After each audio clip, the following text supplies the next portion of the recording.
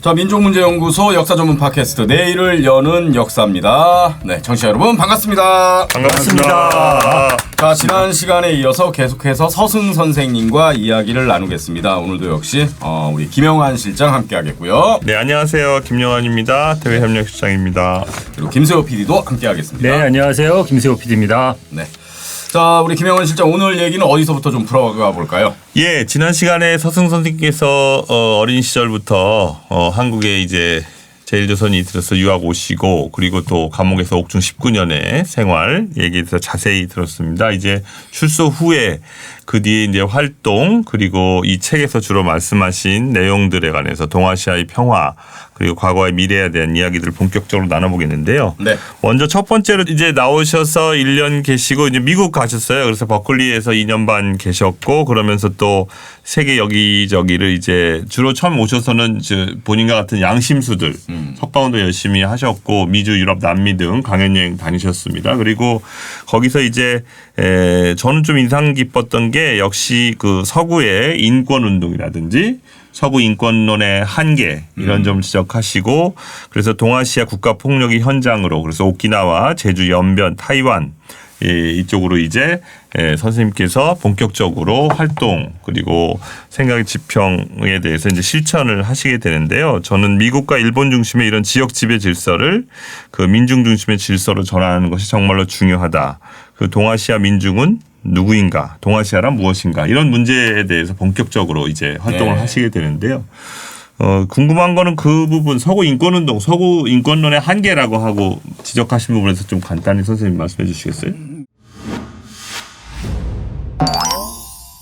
네, 나도 뭐 아직도 충분히 전이됐다고 볼 수 없지만 지금 인권운동이라고 하면 전부 서구의 기준으로 하고 있지 않습니까? 물론 인권이라는 개념 자체가 현존 때는 초기에 있어서 프랑스 혁명과 같이 그야말로 치열한 피를 가지고 얻어내는 그런 일이었는데 이제 인권이라는 것 자체가 소위 보편성의 이름으로 자기들 자체가 스탠다드가 돼가지고 네. 말하자면 규율을 갖다가 규율하는 그런 입장에 속에 돼가지고 잘못된 거 아니냐 싶은 생각이 들어요. 쉽게 말하자면은 몇몇 학자들이 일본의 아베 코키 같은 사람들이 이야기를 하지만 국제법 자체가 폭력으로서의 국제법이라고 이야기를 하지 않습니까? 그래 누가 규율을 갖다가 정했느냐 하느냐. 결국은 힘을 가지고 파워를 가지고 있다는 것은 폭력 가지고 있는 사람이 자기들의 기준에 따라서 강요하는 거거든요. 그런데 인권이라는 것 자체도 지금 인권의 개념이 너무 뭐랄까 퍼져 가지고 인권 자체가 뭔가 잘 모르는 사람들이 많지 않습니까? 그런데 뭐든지 인권 갖다 대가지고 이야기를 하는데 기본적으로 지금 이야기하는 인권은 서구의 것이다. 서구의 것이라는 게 뭐냐면은 초기에 그 프랑스 혁명이 있은 다음에 인권 개념이라는 게 국가 폭력에 대한 국가 권력에 대한 저항권으로서 만들어지는데 뭐냐면은 군대 국가라는 것을 그게 성원이 되는 시민 내지는 국민 자체가 합의해 가지고 중앙 권력을 만들고 그 중앙 권력이 너무나 간대한 힘을 갖게 되기 때문에 거기에 대해서 거부할 수 있고 저항할 수 있는 권리를 갖다가 부여하자 하는 게 인권 개념이거든. 그러니까 인권이라는 것은 개인과 개인 사이에 가상 말하자면 누가 차별을 했으니까 인권 침해했다 이런 이야기가 아니고 국가폭력이 개인의 자유의 영역에 침범을 할 때에 인권 침해라고 이야기를 하는 것이거든. 그런데 뭐 이런 이야기를 하자면 긴 이야기가 되지만 한마디로 이야기해서 인권 외교라는 말도 있고 그리고 또 인권을 지키고 있지 않기 때문에 언론의 자유가 없으니 말이야. 그 나라는 없애야 된다고 해가지고 미국이 사실은 이란이라든지 이라크라든지 뿐만 아니라 아프리카도 여기서 중국이나 북한에 대해서 압력을 갖다가 가하고 압력이라는 것은 사실은 보통 압력이 아니고 핵무기에서부터 다양한 엄청난 군사력과 그 힘을 가지고 압박을 하는 거거든. 네. 그래서 우리가 인권이라는 도대체 뭔가 하는 것을 갖다가 생각을 갖다가 해야 되겠는데. 그럼 갑자기 제가 궁금한 게 생겼는데. 그럼 그러니까 우리가 흔히 보편적 인권이라고 많이 말하지 않습니까? 그러니까 근데 선생님 말씀은 보편적 인권이라는 말 자체가 어불성설이다. 그렇죠. 이런 말씀이시죠. 아니 그 어불성설이라기보다 그 보편이라는 건 뭘 기준으로 한 보편이다. 그 보편이라는 게 서구에서 만든 보편이라는 그렇죠. 거다. 그리고 그게 그 보편성이 다른 어떤 국가 공동체에서 보이지 않았을 때 그 인권이 없다는 구실로 제국주의적인 어떤 간섭에 또 그 구실이 될 수 있다.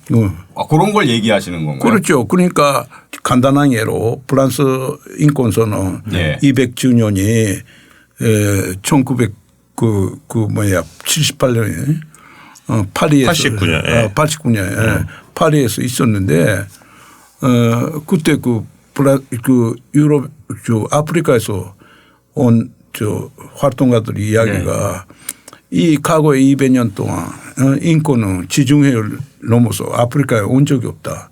이렇게 이야기를 했는데 그게 아주 산진적인 말인데 인권이라는 말 인권 작대 가지고 전부 다 이야기를 하는데 지금 현재도 서구의 인권이지 아세아나 아프리카의 인권은 아니다.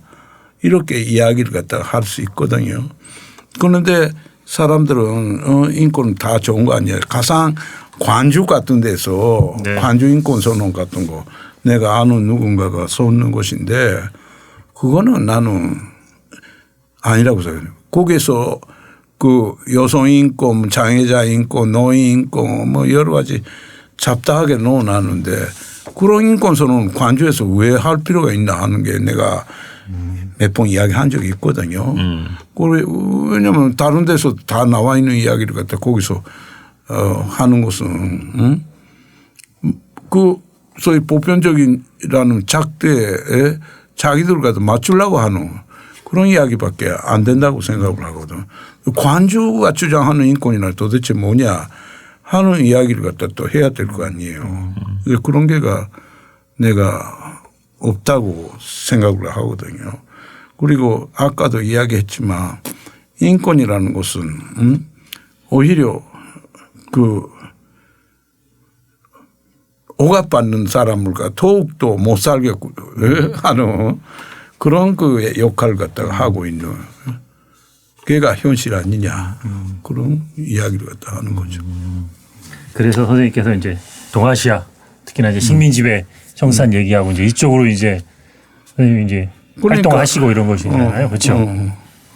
그러니까 우리 안중근 의사가 그런 이야기를 갖다 했다고 하지만 그 자기들에게 있어서의 평화라는 게 다름이 아니라 그 우리들이 다 독립하는 것이 그것이 바로 평화다. 바로 인권이다 하는 그런 이야기가 되는 것인데 지금 사실은 우리나라 분단도 그렇지만 동아시아 여러 나라가 소위 미국을 중심으로 하는 세계 지배 질서 속에 그리고 네오리베랄리즘도 거기 들어가야 돼. 그래서 여러 가지 억압을 받고 있는 상황에서 차별하지 마라 이런 이야기 필요할지 모르지만 본질적인 것은 아니다 하는 이야기를 내가 하고 싶은 거죠.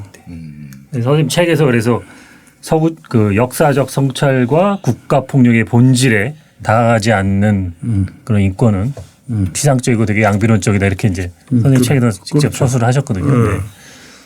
그렇습니다. 그래서 그런데 문제는 뭐냐면 여기서 그거 일본도 마찬가지지만 한 사람이 일본에서 인권이라고 하면 사람들이 뭘 갖다가 생각하는가 하면 불악 문제, 불악차별, 차별 그 중에서도 불악차별 이거밖에 생각을 갖다가 불악이라는 게 옛날에 우리나라 치면 백정 말이라 그래서 그 지금도 그 동네가 있거든요. 네. 예전에 그런 말이 있던 곳을 비차별을 받습니다. 영화에도 많이 나오잖아요. 일본 영화에. 불악이라고 하는 게. 그런데 뭐 영화도 좋은 영화도 있고 그 불악차별도 역사 속에서 우리가 또 봐야 되는 문제고 또 한때 심각한 문제가 있었지만 지금 불악차별이 일본 사회에서 가장 심각한 차별이냐 하면 그렇다고 할 수는 없거든 사실은.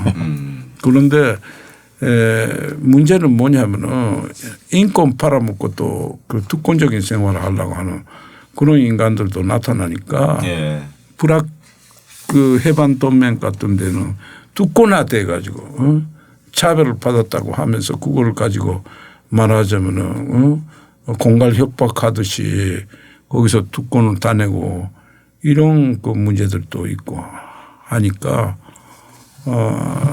그거는 어디든지 다 있어요.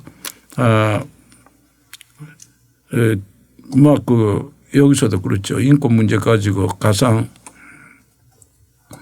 4.3 사건이라든지 관저 5.18에 인권 문제라고 이야기하고 인권 문제 가지고 처음에 초기에 투쟁을 하지만 그다음에 보상금 문제가 되고 보상금 문제 다음에는 뭐냐면 자기들도 국가유공자하고 같은 판결에 올려라 이런 식으로 이야기를 갖다 하는데 글쎄 국가유공자라는 이야기가 저는 오해가 있다고 생각을 갖다 하지만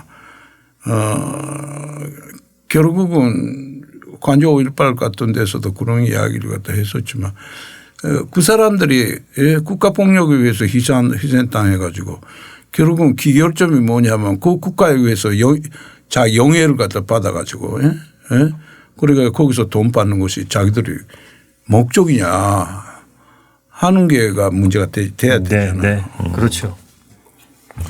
그럼 제가 좀 거칠게 이해한 게 그러니까 지금 선생님 말씀을 제가 잘 이해를 했는지는 모르겠습니다만 제가 그냥 나름대로 거칠게 이해한 걸 정리해 보면 우리가 이른바 인권의 보편성이라고 얘기하는데 그 보편은 서구의 기준으로 맞춰진 거고 때로는 그 보편이라는 기준에 미달한 어떤 제3세계 요새는 제3세계란 말 잘 안 쓰죠. 네, 하여간 그런 나라가 있을 때 그 나라의 제국주의적인 어떤 간섭을 할 수 있는 구실로 작용하기 때문에 큰 문제가 있는 것이다. 그렇죠. 그리고 진정한 인권의 문제라는 건 어떤 세계의 평화가 좀 더 단단해지고 구축이 됐을 때 그 인권 문제도 좀 해결될 수 있는 그런 어떤 좀 구조적인 걸 바꿀 수 있는 데에 더 좀 힘을 쏟아야 된다.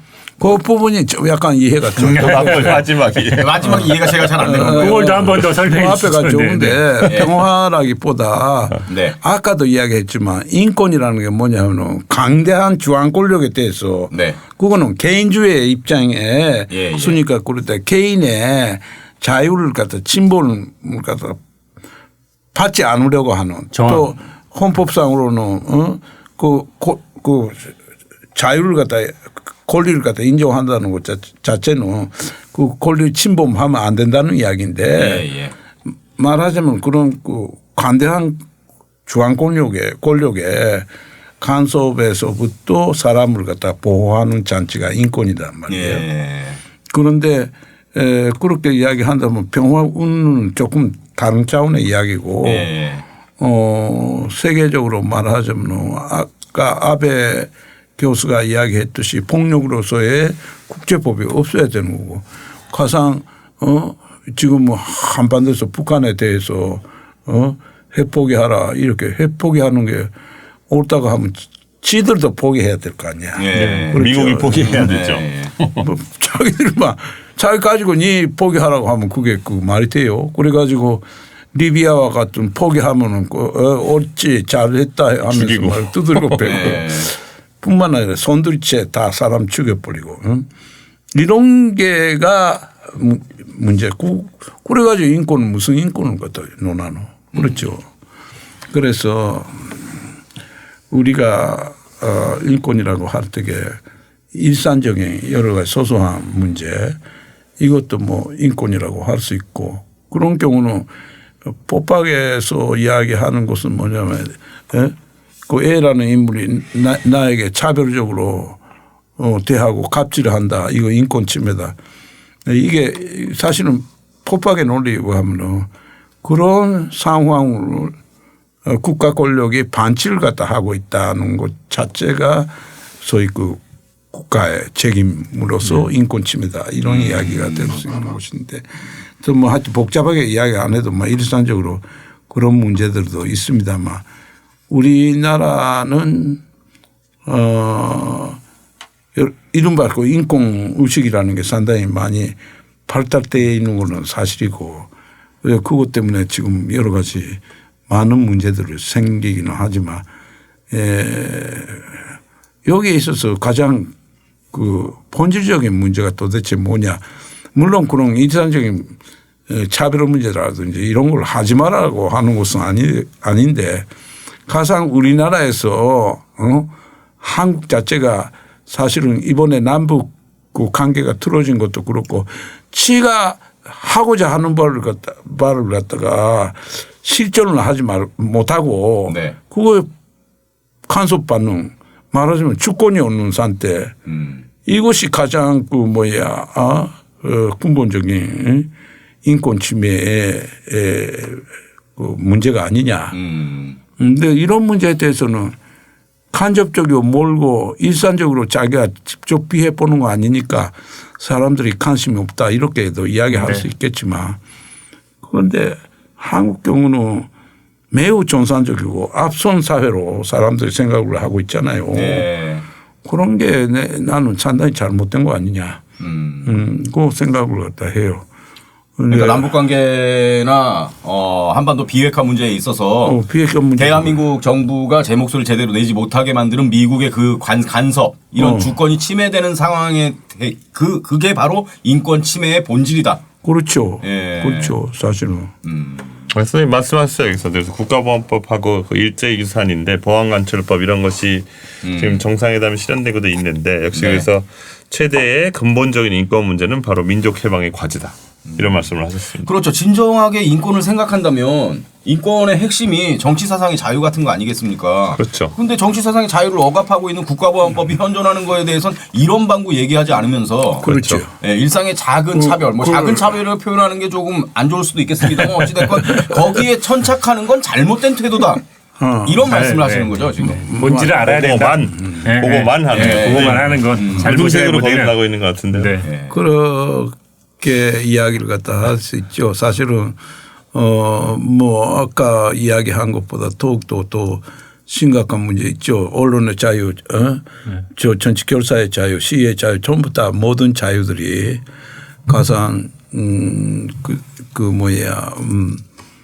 미국 문제 뭐 이런 거 하게 되면은 그리고 반대로 말하자면 백선엽 문제 같은 거 그런 걸 갖다가 분단 상황 속에서 저지른 만행을 갖다가 찬양해 가지고 뭐 공로자다 뭐 이런 식으로 단론 만들어 가지고 그것이 그냥 통과된다는 것 자체가 잘못된 거죠. 그렇죠. 그렇죠. 저희가 맨날 친일파 얘기만 하는데 그 친일파뿐만 아니라 사실 이 반공시대 이 전쟁 영웅이라고 할 수 있냐. 그렇죠. 그런 식으로 또 그에 대해서 저희도 또 짚고 넘어가야 되는데 그 부분은 참 저희가 계속 그냥 친일파 이 얘기만 하는 게 좀 아쉽긴 합니다. 저도. 네.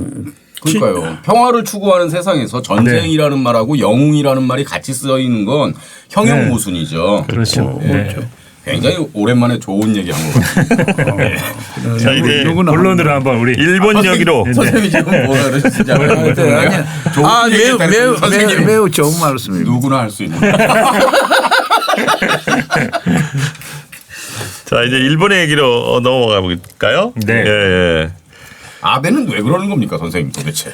무슨 억하심정이 있어서 그렇게 회방만 놓고 왜 그럽니까 도대체? 그게 바로 우리가 그 아까 지라시가 있으면 좋은데 방송에 내보내겠습니다. 이렇게 편집해서 21일 날에 네. 국회에서 그 세미나를 합니다.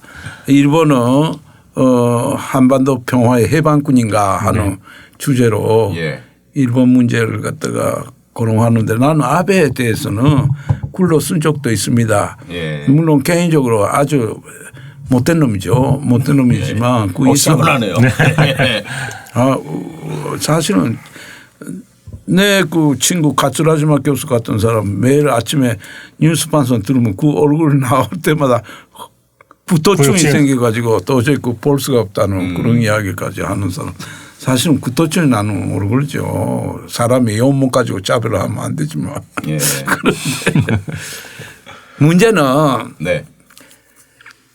그 한국에서 막 우리 이낙연 총리 같은 사람도 그런 사람 중에 하나인데 유화적으로 일본의 유화적으로 우리가 부드럽게 대하고 좀 모나지 않게 하면 잘 된다 이런 식으로 생각하는 사람도 있는데 나는 그렇지 않다고 생각합니다. 근본적으로 그 사람들이 생각하는 세계하고 우리 생각하는 세계하고 다르기 때문에 금방 바로 성과가 없다 할지라도 기본적인 원칙을 지키면서 장기적으로 대해야 된다고 생각을 하는데 뭐냐 하면은 내가 국회에서도 그 이야기를 하겠는데 지금 그 이런 문제에 대해서 전문가라는 사람이 이야기하는 것인데 청일 전쟁의 산태가 오늘까지 이어지고 있다. 그런데 또 그 반대 측면을 이야기하면은 150년 전에 있었던 면치유신이 지금까지 끊어짐이 없이 단절이 없이 이어지고 있다. 이렇게 보는 거거든. 네. 그 사람들이 사실은 제2차 세계대전이나 판파시즘 전쟁으로 일단 일본이 패배에 대해서 규정하고 있는데 자기들이 전범 국가잖아. 네. 파시스트 국가인데 그것이 자기들이 단죄받은 것을 갖다 완전히 무시하고 면치 유신의 그 본영이 지금까지 계속 이어져 가지고 더욱더 좋아지고 있다. 이런 역사관 가지고 있고 그렇죠. 아까 이야기했는 청일전쟁 이야기하자면 청일전쟁은 소위 그 대륙 세력하고 해안 세력의 그 충돌이고 저 조선반도를 둘러싼 청일전쟁, 노일전쟁이었는데 그때 결판이 아직도 안 났다는 거예요. 결판이 안 났다는 것은 중국가 뭐냐 하면은 6.25 전쟁 후에서 분단돼 가지고 사실은 아직까지 이런 상태에 있는데 북한까지 이걸 제대로 편정을 해야지 청일전쟁 끝나는 거다. 이런 이런 놀라운 이야기인데 지들이 사실은 45년에 전범 국가로 굳혀놨으면은 일단 굳힌데 그렇지 않고 조선 반도를 갖다 둘러싼 주변 열강 거기서 일본이 가장 중요한 그러니까 19세기에서 20세기로 넘어오는 그런 그 경계가 세계사적으로 동아시아사적으로 가장 중요한 순간이었다. 그 말하자면 여기서 말하자면 중국 중심의 중화 질서라는 것이 조약 체제로 네. 넘어오면서 세계사가 바뀌어졌다.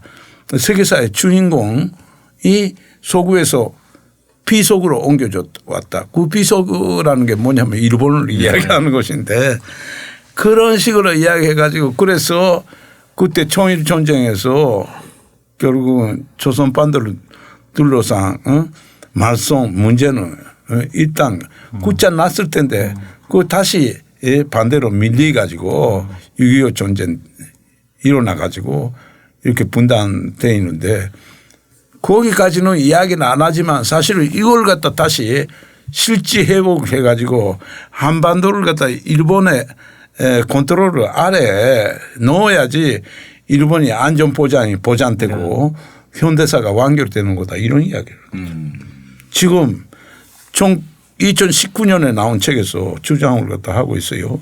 그런데 그 학자가 온토리 학자인가 하면은 그렇진 않고 동경대학교 교수일 뿐만 아니라 상당히 그 동아시아사에서는 일본에서는 권위로서 이름이 뭐죠? 이름 지금 갑자기 생각나는데 조금 이거 보면 알겠는데 그런데 하여튼 그런 게가 현실인데 그 아베도 네. 결국은 그런 그 일본 그 면치 시대 이후의 역사를 연속성으로 보는 예. 그런 그 입장에 서 있는 인간이거든요. 거기가 여러분들 잘 알다시피 초슈 출신이 아니에요. 면치 출신의 야마구치. 야마구치현. 네. 예, 면치 출신이라는 게 일본 천황이 일으킨 거 아니잖아요. 사실은 도쿠가마부의 기존 질서에 저항을 하는 특히 도쿠가마부에서 그 낸대에 봤던 소위 그 토자마 다이묘, 외얀 다이묘라고 하는데 변두리에 있는 큰 다이묘들이 있어요. 왜 변두리에 있는 거 하면 그 자기들하고 경계해야 되는 인간들이니까 에도에서 되도록이면 가장 먼 데서 배치해 가지고 네. 거기서 찬밥 먹으라고 이렇게 해놨는데 나중에 이게 아이러니컬하게도 후문이 전문이 돼 가지고 뒤집어진 거죠.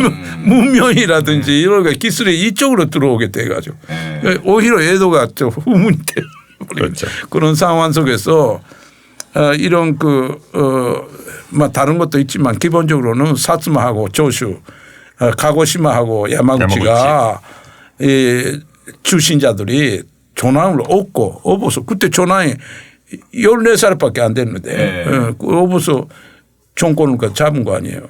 그거를 일본에서는 반볼전치라고 하죠.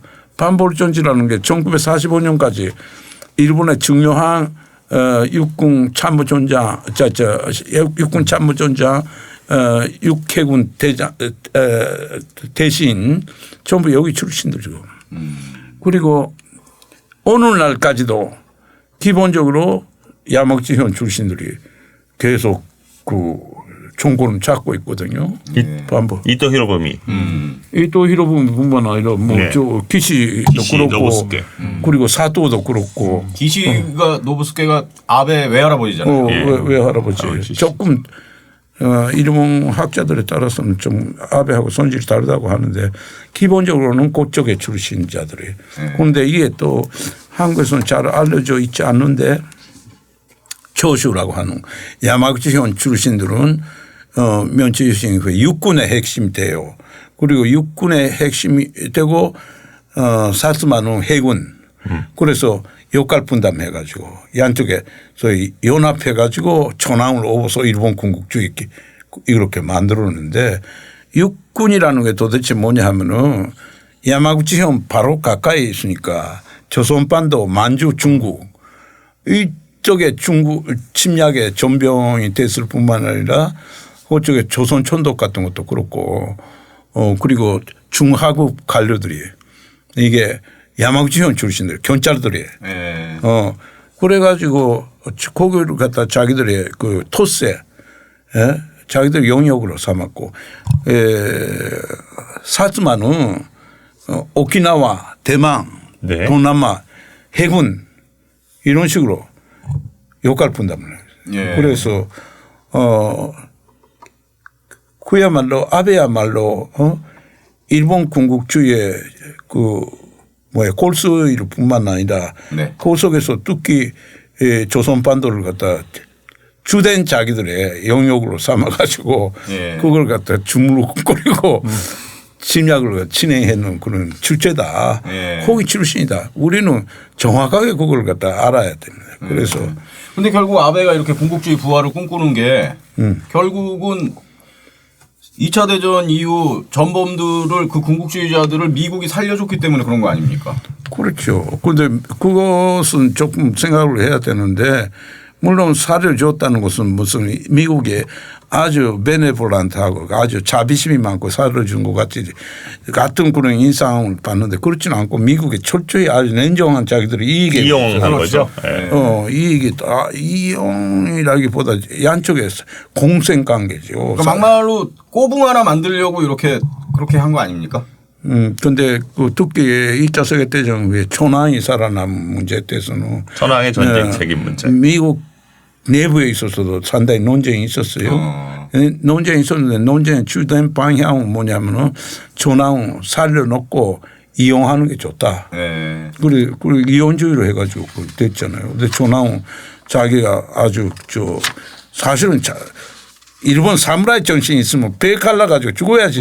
그런데 진짜 기계가 없이 너무 비굴하게 미국 놈한테 빌붙어가지고 그것도 모두 갖다 가지고 말이야. 그러니까 자기 생명을 갖다 유지했거든요. 그런데 아베 외할아버지 키시는 아다시피 일본 안보 조약 개정을 추진했고 상당히 일본의 자민당의 진수일뿐만 아니라 보수주의자이기는 한데 이 사람이야말로 전쟁 이전에 장관도 지냈고 그 핵심적인 그리고 아베 아니나 기시는 예. 동경대학교 출신 대수재로 일컬어지고 있는데 그건 뭐 하여튼 중요한 문제 아니니까 문제는 아베는 자기가 천번 감옥에 스가모이는 스가모 프리즌이라고 하는데 있으면서 철지예관을 하면서 어떻게 와신 산담을 하면서 미국에 복수를 갖다 기시가. 기시가. 네. 그러니까 어떻게 미국에서 소나기에서 벗어나야 된다. 그것을 위해서 일본은 과거 같은 군사력과 그 조난 중심의 나라를 만들어야 되겠다 하는 철저한 신념을 가지고 있거든. 그리고 민주주의니 자유니 아유 닭살이 오른다고 아주 체질적으로 싫어하는 사람이거든. 그럼에도 불구하고 철저하게 친미주의자로서 행세하면서 예. 미국의 그 아양을 돌면서 그 했는데 자기 일기라든지 그런 데에 대해서는 그 일본 제국을 부흥시키는 그런 구상을 가지고 했는 거고 아베도 기본적으로 마찬가지인데 자기 외할아버지 정도로 반미주의자는 좀 아니다 하는 이야기도 있어요. 그거는 모르겠는데. 그러니까 키시노부스케는 겉으로는 미국에 아부하면서 살 길을 모색했지만 철저하게 반미주의자였다. 그렇지. 네. 그렇죠. 그럼 아베는 지금 트럼프한테 이렇게 잘하고 이렇게 전적으로 지지하고 그런 건 기본적으로 진심일까요? 아베는? 기본적으로 키시하고 마찬가지죠. 그러니까 키시도 그 뭐 내심은 어쨌든 미국에 너무나 아부해가지고 말이에요. 그게 전후 일본이 살 길이다 이렇게 생각을 했겠죠. 그래서 그래도 키시는 자기의 신념 국으로서는 조난주의자로서의 신념을 간직한 사람이다 이렇게 보는 사람들도 있죠. 그런데 아베는 어쨌든 간에 기회주의적으로 이야기하는 것도 그렇잖아요. 사실은 트럼프한테 아부도 했다가 또 고리 두었다가 어떻게 하지 않아요. 기본적으로 미국이라는 큰 틀을 갖다 벗어나지 않고 생각하는 거는 아베는 기시하고 마찬가지로 일본의 영광을 갖다 어떻게 됐지 않나. 일본 사람의 입장에서 보면 사실은 그렇잖아요. 젊은 사람들 중에서도 너무 미국의 존속적이다. 속국이다. 개반마크마크가 그 이야기하고 있지만 속국이다 하는 말이. 그리고 사실은 반미주의자가 아니더라도 그리고 자익이 아니다 할지라도 일본이 너무 미국에게 굽신거리고 있다는 게 누구나가 다 알 수 있잖아요. 대부분의 일본 사람들이 그 자각이 없는 사람 빼고 그래도 할 수 없다고 해가지고 왔는데 언젠가는 복수하겠다는 사람도 그 속에 당연히 있죠. 그런데 미국한테 복수하겠다. 그런데 그렇게까지 일본이 내 성격상 투석에 나가지 못하니까 미국의 다음 전도 때는 이류 국가라도 행세하면서 그 대신 한국이라든지 주변에 있는 약한 나라들에게 품뿌리하고 살겠다는 그런 생각이죠. 그렇죠. 선생님 지금 말씀하셨는데 여기서 아까 그 천황의 전쟁 책임 문제 대단히 중요한 거잖아요. 근데 선생님께서 열심히 저희 연구소도 같이 활동해 오신 것 중에 이제 야스쿠니 반대 공동 행동이라는 게 있습니다. 네. 제가 알기로도 야스쿠니 문제라고 하는 거는 사실 많은 사람들이 한국에서도 거기 이제 정치인들이 가서 참배하니까 A급 전범이 있으니까 문제다. 뭐 이렇게 이렇게 피상적으로 얘기하는 사람들이 많습니다. 그리고 뭐 심지어는 뭐 저희가 기사가 나올 때마다 위패가 거기 있다. 뭐 이런 식의 틀린 정확한 인식이 별로 없어요. 근데 2006년에 선생님께서 이 야스쿠니 문제를 본격적으로 일본 사회에서 제기를 해서 어떻게 보면 저는 금기의 그 영역을 넘어서 그야말로 야스쿠니 반대를 매년 8월 달에 도쿄 시내 한가운데서 외치고 이런 행동이 지금 13년째 계속되고 있는데요. 이 천황제의 전쟁 책임 문제 그리고 또 아울러서 야스쿠니 문제 그리고 이 과거 청산 식민지 극복하는 게 왜 그렇게 중요한 문제인지에 대해서 좀 말씀 좀 해주시죠. 선생님. 아까도 말씀드렸습니다만 우리가 일본하고 왜 사이가 나쁘냐, 왜 강호사 문제 가지고 계속 여러 가지 그 시비가 생기냐 하는 것은 아까 말씀드렸듯이 일본은 면치 유신 때부터 청일 전쟁 때부터 그때부터의 전쟁관이나 역사관은 전혀 바꾸려고 하고 있지 않기 때문에 그렇게 되는 거다. 이걸 우리가 알아야 된. 문재인 대통령의 그 뭐 약속을 갖다 어기니 이런 게 문제가 아니고 오기지도 않았지만 완전히 시비지만 그래서 개별적으로 돈을 얼마 주고 안 주고 이게 문제가 아니라 기본적인 역사 인식을 갖다가 같이 해야 되는. 가산 독일하고 포란드, 독일이 그 프랑스 같은 거 역사 대화가 있지만 세부의 문제는 어쨌든 간에 기본적인 문제는 나치스가 전쟁 범죄를 저질렀고 잘못했다. 여기에 있어서는 있는 거거든. 공통의 한국하고 일본은 그게 없으니까 이게 문제가 계속 생기는 거 아니에요. 박정희처럼 한일 회담을 갖다 그 문제에 전율을 갖다 안 하고 돈에 눈이 어두워져 가지고 그런 식으로 나라를 팔아먹었기 때문에 계속 문제가 해결 안 되고 왔는 것인데 이제 와가지고 아까도 얘기했지만 무슨 그 위안부 문제 위안부를 하고 뭘 위안부하고 이런 수준의 문제가 아니다니까요.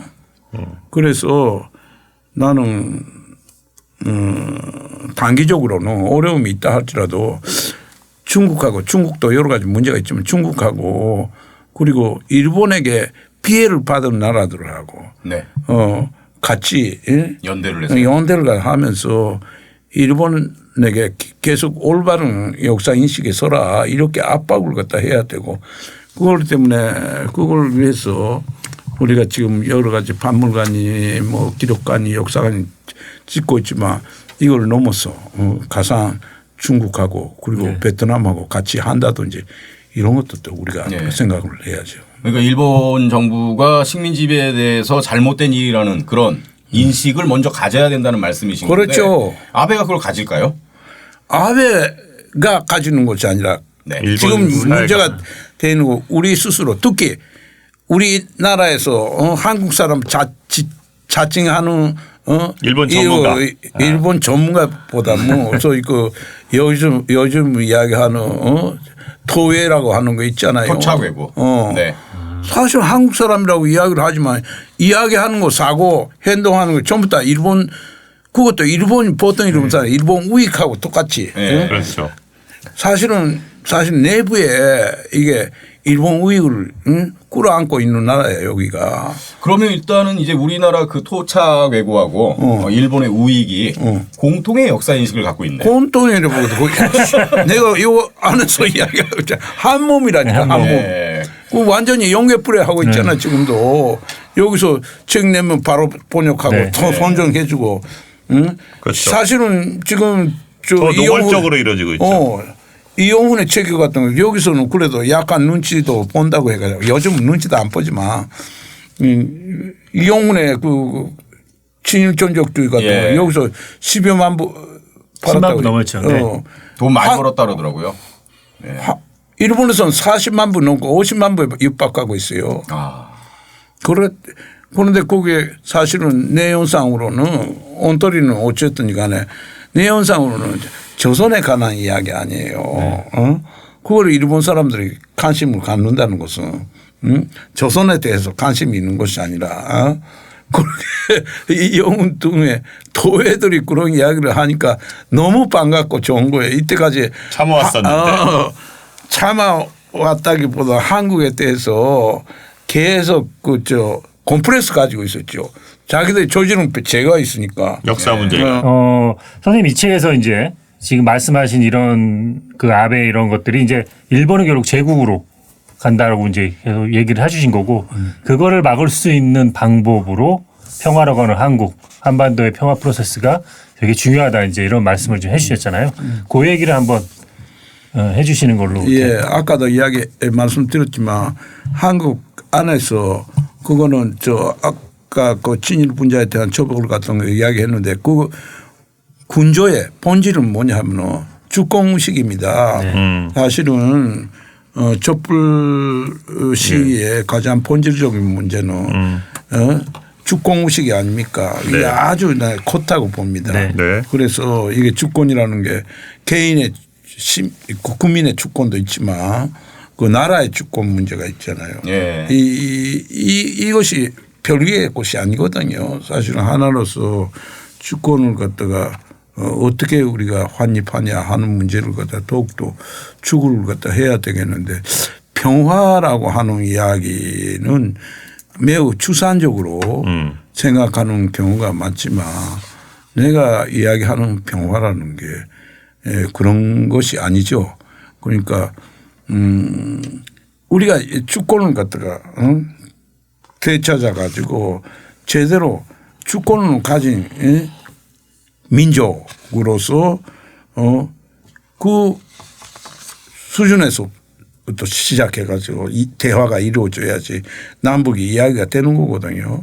그래서 평화라는 것은 전쟁이 없는 상태일 뿐만 아니라 사실은 전쟁을 일으킬 구조가 없어진다. 그거에 그렇게 이야기하면 요한갈등 선생이 아주 좋은 말씀하시네. 이런 정도로 끝나는데 아까도 얘기했지만 총일 전쟁, 노일 전쟁, 조선반도 둘러싸 가지고 일본이 전쟁을 발동한 그런 일이 구체적으로 말하자면 그런 일이 없는 상태가 돼야 되잖아요. 그런데 그 역사관 그대로 가지고 있고 그걸 갖다 재현을 꿈꾸고 있고 자위대를 갖다 일본 한국에 파견하고 여기 있는 간보망 소위 그 도회들을 갖다가 양성하고 지원하고 육성하고 이런 것을 갖다 반대한다는 것 자체가 반평화적인 행위예요. 네.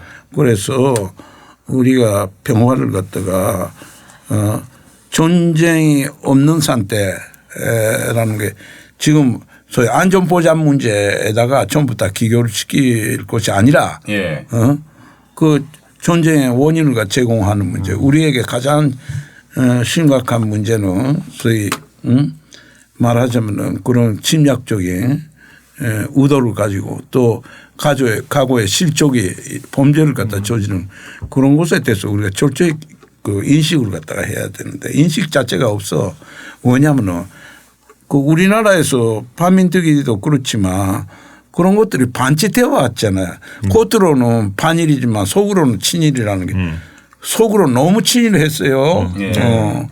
그런 것들이 문제니까 그걸 갖다가 다시 작업하라고 하면은 상당히 큰 작업이 되겠지만 나는 주권적 의식을 갖다가 더욱더 고조시키면서 우리에게 있어서 평화가 도대체 뭐냐 이야기를 갖다가 해야 되겠고. 그런데 실제 문재인 대통령은 개인적으로 봐서도 체주가 별로 없는 사람이고 그 정치가로서는 너무 천직해요. 그러긴 한데 그런 결함이 찬점으로 나타나 가지고 코로나 문제 같은 거에 대처 잘 하고 있잖아요. 네. 그리고 일본에 대해서는 일본의 말을 안 듣고 대처 안 하는 것이 가장 현명한 방법이에요. 그런 면에서는 잘 하고 있다고 봐야 돼요. 그리고 남북 대화는 당연히 해야 되는 거고 우리나라 현실로서는 요즘 통일 안 해도 된다. 이 우석대학 학생들도 그런 학생들이 많이 있는데 그럼 지금 당장 지금 자기들이 이런 상황 속에서 말하자면은 끓는 가마솥대 속에 있으면서 이게 아주 적당한 온도다 생각하고 있으니까 그런지도 모르겠는데 바깥으로 보면 이게 말이 안 되는 상태거든요. 그래서 그걸 갖다가 극복을 갖다가 하고 이번에 사실은 남북 관계 속에서 우리가 주권이 없다는 거 철저히 네. 자각을 갖다 했다는 것은 상당히 좋은 일이라고 생각합니다. 네. 그래서 어떻게 주권을 되찾나 이걸 갖다가 가장 큰 관심을 가지고 해야 되겠고 그래서 동아시아 평화라는 것도 내가 늘 이야기하듯이 아편 전쟁 이후 제국주의자들이 들어와 가지고 이 지역의 평화를 갖다 뒤집어놓는 것이 아니에요. 예. 그것이 그 상태가 지금까지 계속돼 있다는 것이 모든 문제 가장 근본적인 원인이죠. 그런데 중국 패권 이야기를 하는데 물론 당연히 여기에 대해서도 우리가 이야기를 해야 되겠지만 기본적으로는 원세계가 그 서울에 주변을 하기 전에 중국 군대는 한국에 한 사람도 없었어요. 예. 중국의 종원 시스템이라는 것은 명분은 요구하지 실제 거기서 세금이라든지 고물 간다를 한다든지 주변을 한다든지 이런 거 없거든요. 일본의 제국주의는 사실은 군대 주둔시키는 뿐만 아니라 거기는 재물 같은 전부 다 간다를. 중국은 그거는커녕 오히려 자기들이 거기 몇 배 되는 단내품을 주잖아. 그래서 지금은 중국이 그거 요구하는지 어떤지 모릅니다. 내가 요즘 책 보니까 중국에서도 소위 그 전통 시대에 있었어요. 초원 시스템 연구를 다시 한다고 하는 그런 이야기 들었지만 그 자기가 저 시진핑 황제로서 그 승왕 받고 싶으면 우리 승왕해 줄게. 승왕해 줄게. 그러니까 단내품 많이 주고 군대 지병 안 하고 그렇게 해달라고 말할 수도 있겠지만 어쨌든 간에 내가 하고 싶은 이야기는 기본적으로 물론 그 예외도 있지만 기본적으로 중국은 일본하고 달라가지고 현실적인 무력에 관한 침략이라든지 이런 걸 많이 안 해오고 그 사람들의 사고방식 자체가 그렇지 않다는 이야기는 우리가 알고는 있어야 되겠고 그 일본의 패권도 중국의 패권도 마찬가지다 이런 식으로 이야기를 다 하는 사람이 있지만 무엇보다도 아편 전쟁 이후 특히 그 뭐야 그 대편 전국난 이후에 아주 우리보다 더 어깨로운 심각한 일제에 의한 피해를 받는 피해 국가단 말이야. 중국이 그렇죠.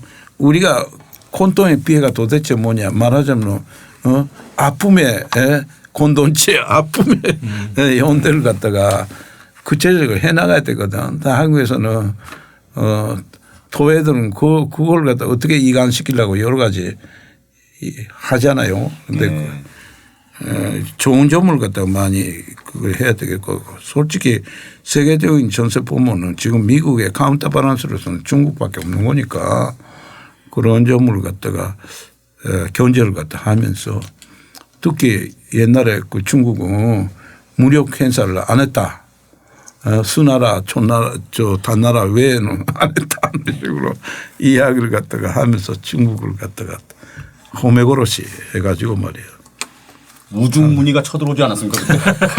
띄웠어. 누구? 네. 우중문이가 그래서 일지문덕 장군이 물리치고 그러니까 수나라. 그러니까요. 수나라. 소정방이도 한 번 왔다고. 소정방. 어찌 됐건 그냥 우리 현대사에서만 봤을 때 중국은 2차 대전에서 반파시즘 전쟁에서 승리한 승전국이고 그렇죠. 일본은 그 파시즘 나라 전범국가 아닙니까? 그러니까 예.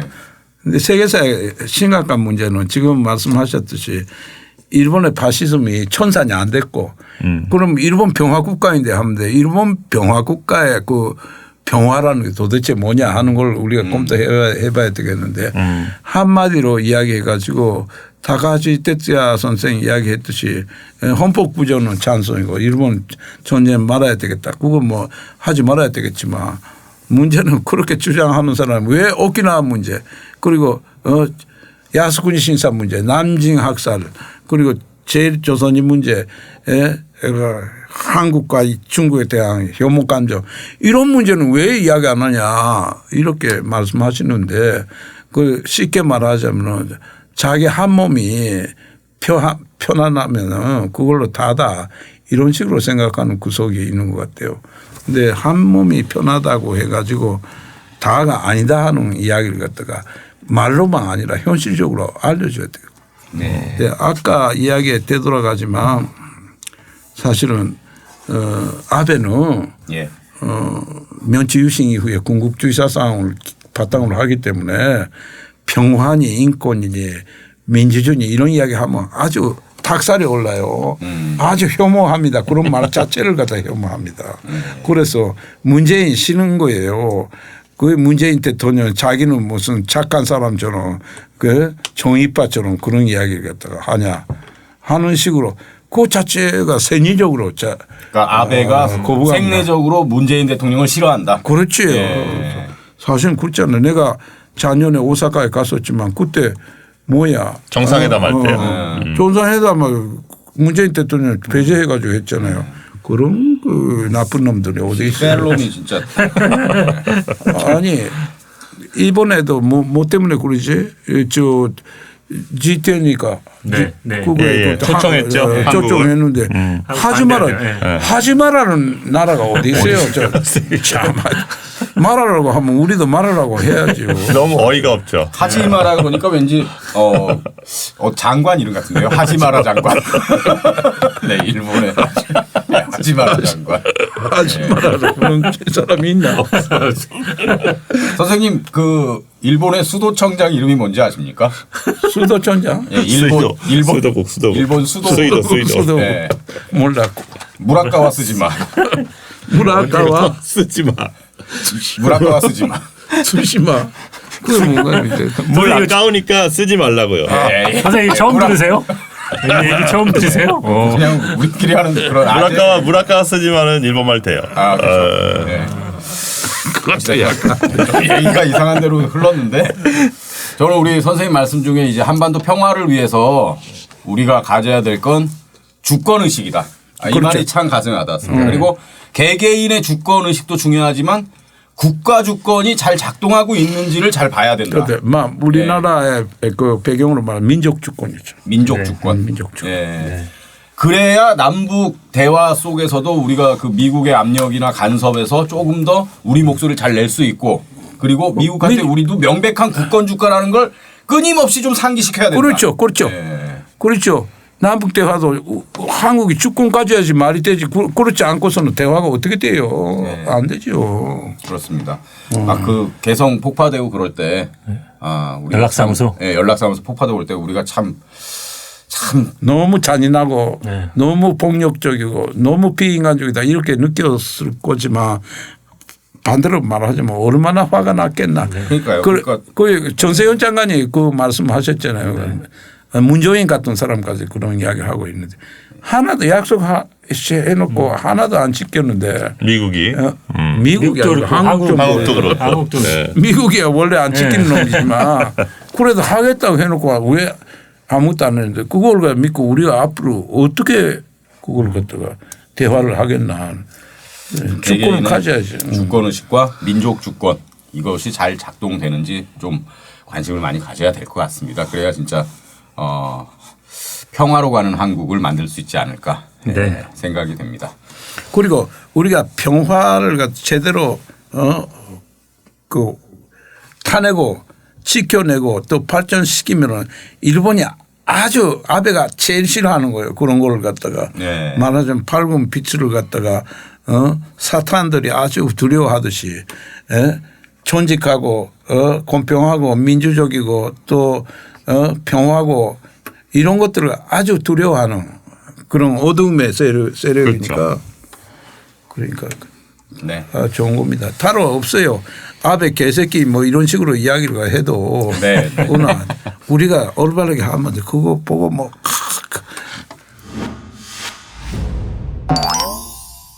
자, 2주에 걸쳐서 서승 선생님을 모시고 많은 이야기를 들었는데요. 경향신문사에서 나온 평화로 가는 한국, 제국으로 가는 일본을 좀 구매해서 읽으시면 훨씬 더 우리 서승 선생님이 갖고 있는 메시지와 생각이 가슴에 잘 다가오지 않을까 싶습니다.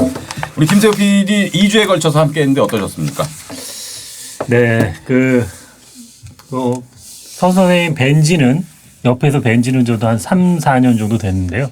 야스쿠니 반대 공동행동 할 때마다 촬영을 매년 8월에 가갖고 이제 계속 이제 뵙기도 했는데 꼭 한번 매시고 선생님 살아온 얘기도 그렇고 선생님이 갖고 있는 생각을 좀 듣고 싶었는데 이렇게 그 상반기 마지막 회로에서 선생님 얘기를 듣게 돼서 사실은 이제 아주 좋았고요. 네. 그리고 오랫동안 갈증됐던 몇 가지 저희 이제 문제들 뭐 이런 거 고민들 이런 부분들이 좀 많은 방향을 좀 얻은 것 같습니다. 그래서 사실 이제 이 팟캐스트 상반기를 하면서 한국 현대사 문제를 되게 많이 다뤘는데 결국에는 이게 어떻게 이거를 극복해야 되는 문제에 대해서는 늘 이제 고민되었던 거였어요. 특히나 이제 저희 같은 이 살아가는 우리 시민들이 무엇을 해야 되는 문제에 대해서는 상당히 이제 고민이 많았었는데 오늘 이제 얘기를 듣고 마무리에 듣는 걸 보니까 역시 한반도의 평화, 분단을 극복하는 것 그리고 말씀해 주셨던 어떤 국가의 주권 이거는 결국에는 이제 자주적인 나라를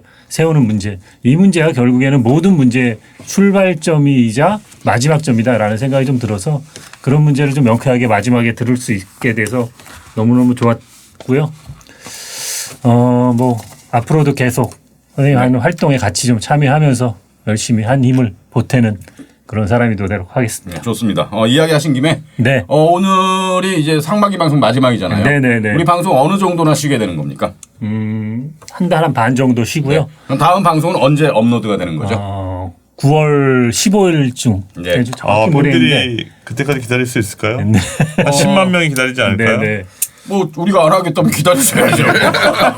볼 수 있으니까 업로드 안 하면 기다리셔야죠. 그러니까 마지막 자리여서 제가 좀 드리고 싶은 말씀이 있는데 네.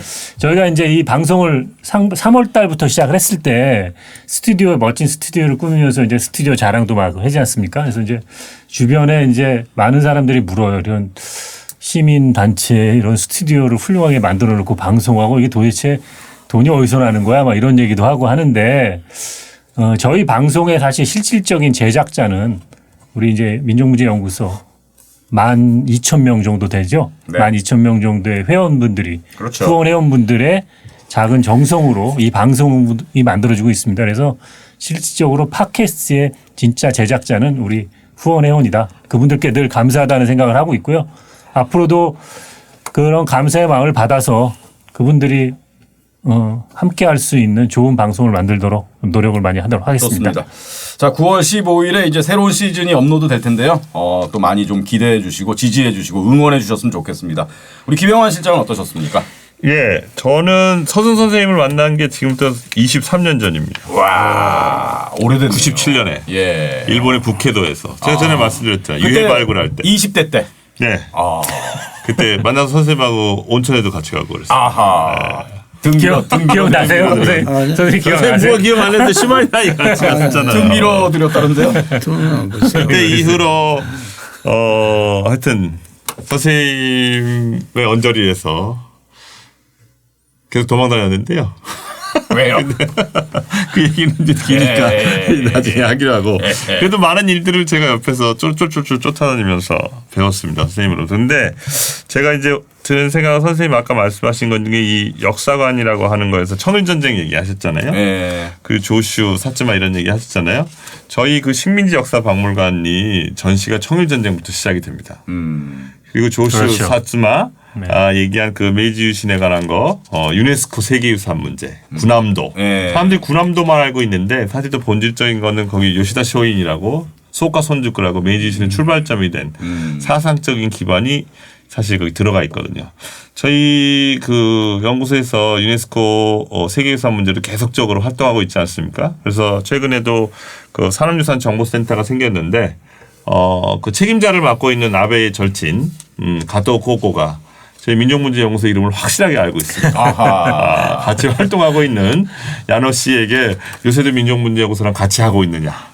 오, 그래? 네. 그리고 왜냐하면 저희가 본에서 할 때 하루 연기되고 막 이렇게 문제가 이렇게 된 게 너무 억울했던 거예요. 이 가토한테는.